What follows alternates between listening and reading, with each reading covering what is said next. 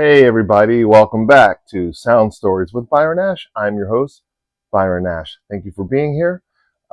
Thank you for checking out the last episode about Metallica and my love for them and all things metal, but Metallica especially, which leads me into this episode, which I titled Bonded by Metal.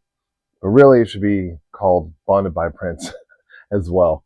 It's about Gary Holt, guitarist of Exodus and Slayer, legendary thrash man, legendary riff master, king of heaviness, and all things thrash metal. My story with him goes back to when I was a teenager. I was into like Pleasures of the Flesh, Bonded by Blood, Fabulous Disaster, the whole nine. I got to see them. I think it was maybe 90, 91, probably 90, somewhere around there, 90, 91. It was Painter's Mill in Maryland. It was them, Suicidal, and freaking Pantera on the Cowboys tour. And honestly, the pit that was the most violent and rough was Exodus. I was like, what is this? What is this hell? But I was always a fan, and something about the way that he approached guitar really stood out to me. And I loved both people. I loved Rick and Holt shreds his face off too.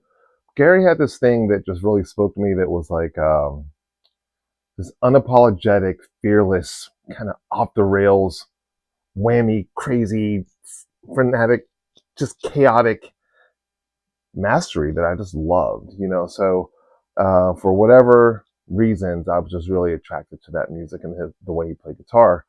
And I had Pleasures of the Flesh, I had Bonded by Blood, Fabulous Disaster. I got to see them on that tour, and then Toxic Waltz was getting played on Headbangers Ball. So it was like them and Halloween and Anthrax, and I think somebody else was on there. Candlemass, maybe? Something like that. Got to see that tour. It was just like, okay, that's my band. I love some Exodus. And then you even have Pleasures, right? On cassette still. And I think what it was too was like when you're a teenager and we're going through a rebellious stage or getting bullied or we're not fitting in or whatever, music really does shape your identity. And being African American in Baltimore at that time, being really into this stuff was almost like not safe. And I remember specifically with this cassette, we didn't live in the projects, but we lived in apartment complexes that were on their way there. They were just kind of on, it was like that crack era where everything was going downhill.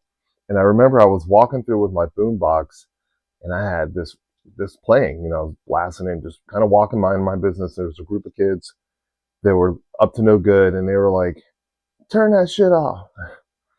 And I already knew I was like in for it. It was about to be a beat down. It was about to be a problem. And I didn't. And I was a shy kid. I kept to myself. I didn't bother anyone. I like what I liked. I skateboarded. I liked my metal, my rock, and all that stuff. And they kept saying it. And I just kept walking. And I was sort of prepared for whatever it was to come, but I wasn't going to back down because I was always backing down to kind of like avoid confrontation because people were just always on me. But something had shifted that day where I was like, don't mess with me. Like, I'm not going to turn my music down, you know? And I didn't. I turned it up. Kept walking. Kids never bothered me. I know it doesn't sound like much, but it was actually a big transition for me to stand up for myself like that and kind of like have this badge of like metal protection, if you will, where I was like ready to do whatever it took. If somebody was about to eat a boombox, they might have been eating a boombox with some Exodus playing that day. Luckily, none of that had to happen. No boomboxes were harmed. But that was another deeper connection for me. Later on, just in my life, you know, like, you know, a big Slayer fan, loved Hanneman, and then when he passed away, I don't even know who would be the person that you would ask to do that, except for Gary Holt. And it's not a replacement. It's just like an honor of kind of keeping the legacy going. Perfect person for it. Saw him a bunch of times with those Slayer shows and whatnot. And then a couple years ago, he was coming to Preserving. Exodus was coming. And, you know, a lot of the big name guitar players do the thing where it's like stage play guitars. and he had this crazy looking ESP V, and I was like, oh, I'm not even really that big into owning like so and so's guitar. I have a few, but like that's not really my bag. And but I really like those V's, and I do love V's, and I love Gary Holt. So I saw, I follow him on Instagram and reached out about it, and then got a message, and you have to kind of do the whole thing like in advance. And but people were like copying his account and scamming people. So when I like put money up for it, I thought I was like, for the first like few months, I was like, oh my god, I'm gonna have to tell my girl I got scammed for this guitar. I didn't get scammed, but fast forward, we go to the show, my son and I, and the way it works is you get to see the show. He plays a song with that guitar. It's kind of a meet and greet. Get the guitar, get a signature, photo, and that's it. And then you have this cool like kind of memorabilia that if you really love that person, it's like awesome. So I'm expecting to kind of like get the guitar, say hello, get shuffled out the door. And I got to tell you guys, like, if there's anyone in the metal community that is like a super kind, super giving, down to earth person, and I've met a lot of people, Gary Holt's one of the nicest and the most giving and the most kind with his time. And that really, really impacted me. So he plays the show. His guitar tech brings the guitar out to me. He's like, he's going to get a shower and get all ready. And then he takes us backstage. And then Gary comes in. I'm nervous because I'm like, this is like my guitar hero, right? And he signs like the case and signs the back of the guitar, and we chat a little bit, and we're kind of just like guitar nerd talking and stuff. And then Prince came up. I don't even know how. Oh, I was asking about the purple Prince guitar he has, and he's like, "Oh yeah, it's my favorite artist." And I was like, "Wait, what?" So we super bonded over Prince, nerding out about that. And then all of a sudden, I'm like, "All right, well, I don't want to keep you. We'll hit the road." He's like, "You guys want to hang out and have a beer?" Gets us a couple beers. We're back there for quite some time. We're talking about riffs. We're talking about hand health. We're talking about what it's like to be away from your family during the holidays, because it was like November and it was around Thanksgiving. Um, we were talking about Terrence Trent D'Arby, all these like really wild things that you wouldn't assume, on the outside, like, oh, it's going to be all metal. And we were geeking over Prince, and that was just a really powerful, monumental moment in my life. And then he followed me on Instagram, which, right?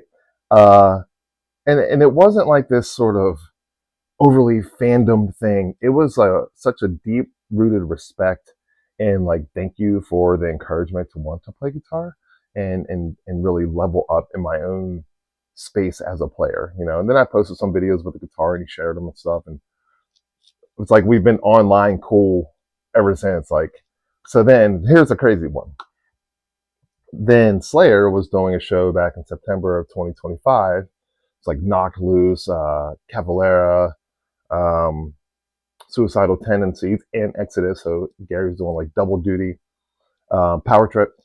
So my buddy and I, Evan, my son, Tommy, and my nephew, Zion, who came from Maryland, we hit the road to go see this thing. And I was like, guys, I can't promise you anything. This is a Slayer gig. It's a totally different beast. But, let's go to the show. And I saw, like, leading up to it that, like, there was this white ESP. Like, I guess Exodus was in, like, Europe or something. Really cool ESP guitar. But it was white. And it just kind of gave me the Prince vibes. So I DM'd him and I was like, hey, do you have any of those white ones still? And he's like, we're all out of those. Like, that was just for a European run, but I had the black and red. And I was like, oh, that's cool. Maybe if I'm able to do it, it'll be like I have twinsies of the V and that really cool ESP. And that was it. I was like, don't stress about it. Don't worry about it or anything. We get to Hershey, get to the show, link up with his guitar tech, and he walks all of us back there. So now we're backstage with Slayer, no passes, to go like get this guitar and like kind of meet Gary and stuff. And it was so cool. Like I've been backstage before, many times because of my media background. So there's like stages to it. There's like a little bit backstage, and there's like trailer backstage, and then there's like tour bus backstage, and then there's like being on stage backstage. And he walked us right on stage. So power trips crush him and walk over to him, and it was like, it felt like someone I actually knew. I didn't feel this like separation, even though it's still fucking Gary Holt. But I felt like, "What's up, man?" You know, and he gives me a hug, and again, I'm trying to be respectful of his time. He already played. He still has to play like a 2-hour Slayer gig that night. So we're like hanging out, and he's just walking me through all of his guitars, and I'm saying I held every single guitar that was played on that Slayer set that night, including the one that he was going to play that I was getting. And there were a couple other like fans back there that got some of the V's that I had, but I felt like we were like hanging. I almost where I was like, he would hand me a guitar and I'd be like, oh, here, take it back.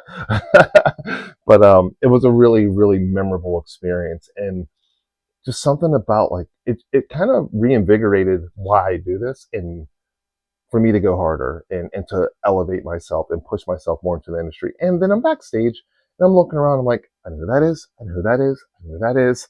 I'm seeing like there's Metal Maria, and there's lead singer Exodus, and like there's some like wrestler guy back here, and there's Mike Murr, and it was crazy, guys. But even more so than that, I gave him and his wife like shirts, and gave him a Prince shirt, and he played the guitar on Die by the Sword, which I hadn't heard Slayer do in freaking forever. And then I got a photo of him playing it. Nuts. So this guitar is from the first show. I'm not really good with like, hey, this is the 1278 blah blah blah model. I just know it's the badass Gary Holt V, and you can't tell me shit. Autographed on the back headstock. Plays monstrously. Please don't fall.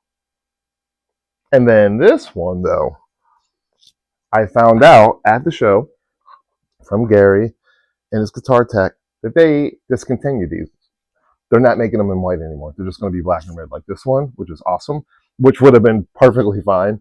But something about this and like our Prince connection just feels, I don't know. I'm ready to play Purple Rain on this bad boy. You know what I mean? Like, it's such a beautiful guitar. It plays incredible. It's numbered. Got the autograph on the back. So I just want to thank Gary Holt. I want to thank Exodus, Slayer, and all of those heavy bands that really like laid the foundation for everyone else who wanted to play guitar and took a chance and sat in a room with the records or tapes and now internet and learned those songs and got better because of the music that you guys put out there. And also for the teenagers that came up in those eras, and even the ones now that taken on, you saved us from acting a little wild out there because we were able to vent without, hurting people or without hurting ourselves or working through like dysfunction at home. Metal saved my life in that regard. Home life wasn't that great. And so that was the only thing I had that was keeping me grounded was like this heavy music and going to shows and listening to those bands. So I'm really grateful to all the artists who have like sacrificed their lives and, and their necks from headbanging and all those things to provide this music for us in this community. So I want to thank Gary Holt, Exodus, Slayer, everybody that's laid the foundation for all of us to continue rocking. So, well, that concludes the episode, guys. Make sure you stay through the 30 seconds at the end. I always like to play a little bit of I won't cover the song, but I'll play something inspired by the style of that artist. So I'll play some type of heavy Gary Holty thing at the end. Make sure you subscribe. Make sure you share the episodes. Keep watching, keep rocking, and thank you so much for your time. Appreciate it.